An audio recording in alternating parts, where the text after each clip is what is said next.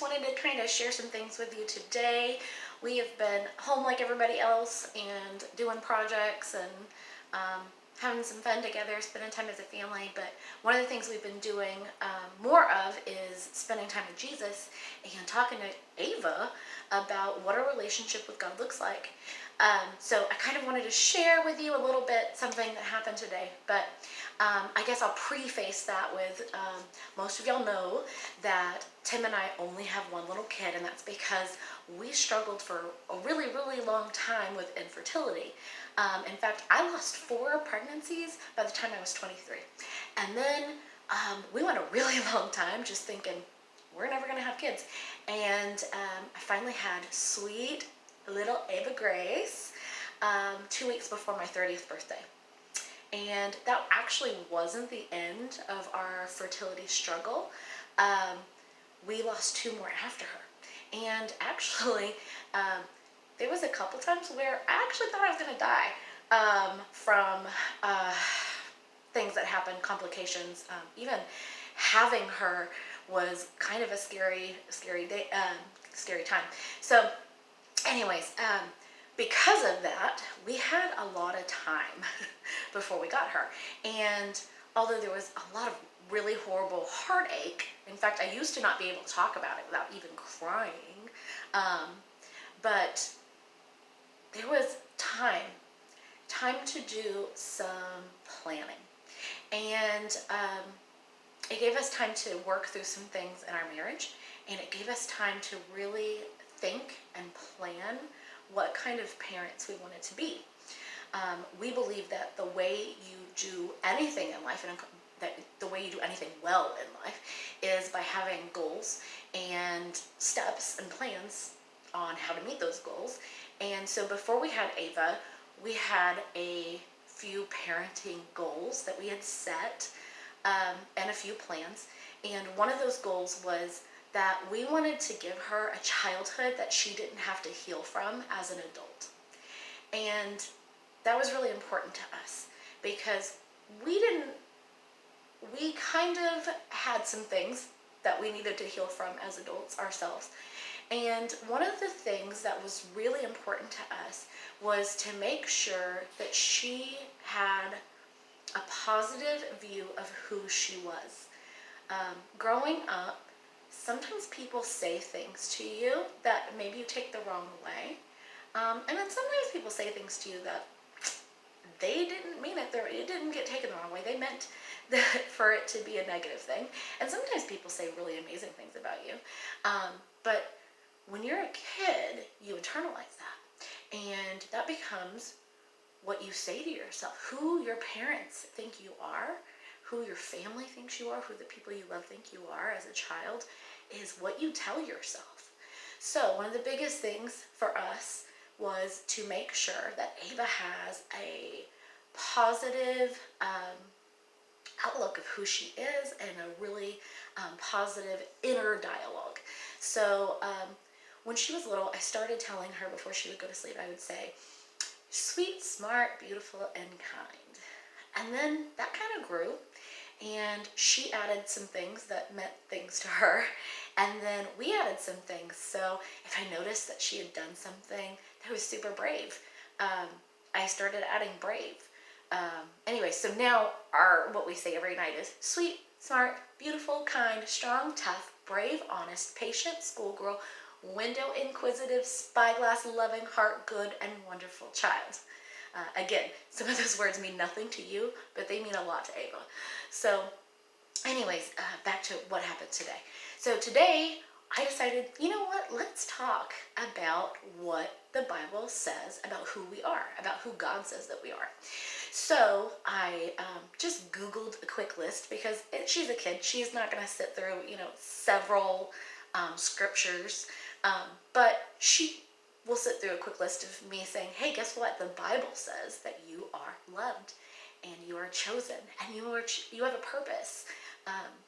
And so I read through this quick little list, and then I said, here's a dry erase board. And I gave her a bunch of different color dry erase markers, and at the top I put, I am Ava.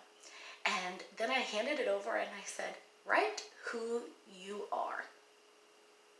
So I just kind of wanted to share who Ava thinks that she is. And I was pretty proud. Hold on, let me get the board. So if you can see on this board, it says, I am Ava. I belong to God. I am loving. I am kind. And then here at the bottom, she wrote 4 other words, and they say brave, thoughtful, smart, honest. Funny thing is those are the things we tell her that she is. And so I wanted to just kind of, sorry, put that down. I wanted to take that time to kind of just encourage you as parents that your kids are listening to what you say about them. And does that mean that kids are never annoying? Of course, yeah, they do things that are annoying. But is your kid annoying themselves? No, that's not who they are. Does your kid do things like not listen? Yeah. Should we say, you never listen? No. You should say, I don't really see that you're listening right now, right? But I just wanted to just encourage you to think about what you're speaking to your kids. One of the saddest conversations I've had with Ava was she came home from school one day and she said, I have a friend and this kid doesn't say nice things about themselves. They think that they're stupid and they think that they're not good. They think they're not a good kid and they say these things. Why? Why would this kid say that about themselves? And I had to have a conversation with Ava about how sometimes kids are in situations that aren't good and they don't have parents that say the nice things to them that we say. And so Ava, if any of you know Ava, she's already got her own little ministry going, so just so you know. So Ava decided, I'm going to go to school and I'm going to tell this particular kid something nice about them every single day. And after a couple of weeks, the first few weeks, she would come home and go, they said that's not true. Or they said, okay. And then after a couple of weeks, she came home and she said, guess what they said today? And I said, what?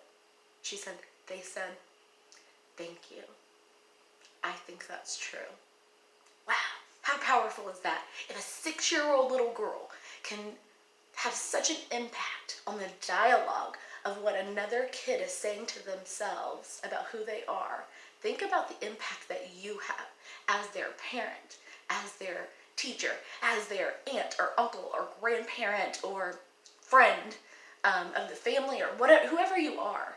So I just wanted you to just kind of have a moment of just, hey, what are we saying to the kids around us? We all know some kids that will test your patience a little more than others. But what are we saying to those kids? Are we saying, God, you're always bad. You're such a bad kid. It's funny because kids, they tend to be what you say that they are. So let's speak some really good, amazing, positive, encouraging words to our kids, to our nieces and nephews, to our students, our kids in our children's classes at church, whoever you are.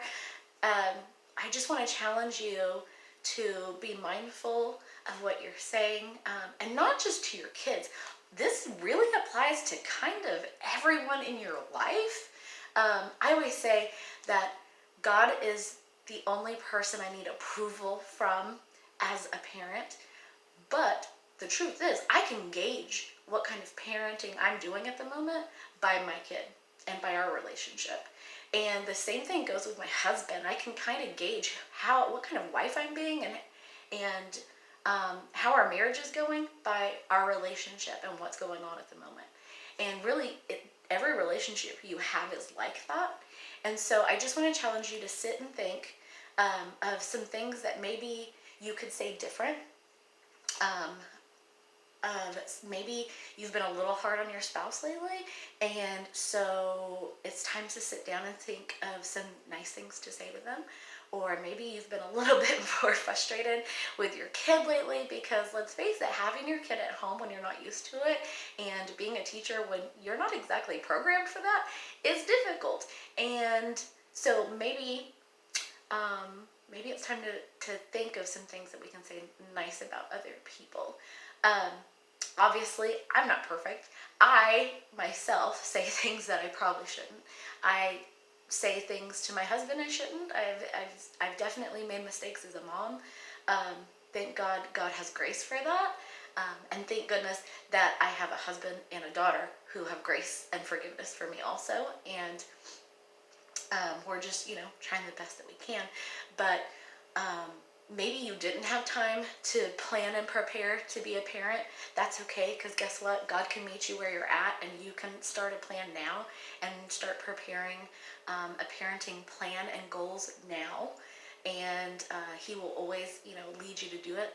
There's a wealth of information nowadays in books and the internet, and so you're not alone. There's resources out there, and if you ever want any resources, you can reach out to me. I'm kind of addicted to parenting books and articles. So anyways, I just thought I wanted to just kind of share that with you, and maybe just challenge you to do that experiment with your kid and see what they say about themselves, or just challenge yourself to sit down and write some things about your kid, your family member, your husband, whoever it is in your life,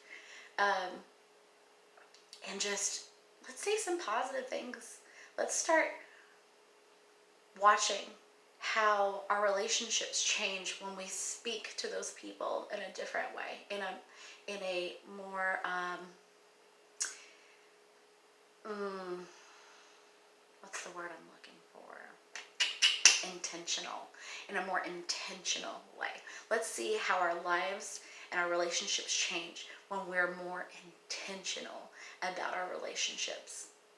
Anyways, I love you guys. I hope y'all enjoyed that or got something out of it or whatever. Anyways, bye.